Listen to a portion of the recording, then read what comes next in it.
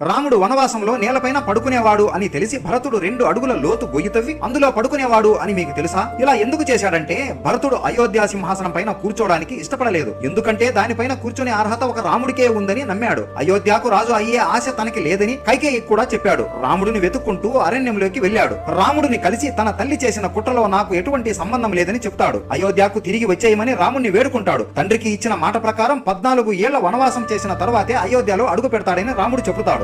రాముడి మీద ఉన్న అభిమానంతో భరతుడు రాముడు పాదరక్షకులను తీసుకుని తన తలపైన పెట్టుకుని అయోధ్య వరకు మోసుకుంటూ వచ్చి సింహాసనం పైన వాటిని పెట్టి రాముడి పేరుతో రాజ్యాన్ని పరిపాలించేవాడు. తాను కూడా ఒక సాధారణమైన మనిషిలా ఆస్తి అంతస్తులు వదులుకొని ఊరి చివర గుడిసెలో నివసించేవాడు. నా అన్న పడుకునే నేలపైన నేను పడుకుంటే అది నా అన్నకు గౌరవం కాదని 2 అడుగుల లోతు గొయ్యి తవ్వి ఆ నేలకు కింద గోతిలో పడుకునేవాడు.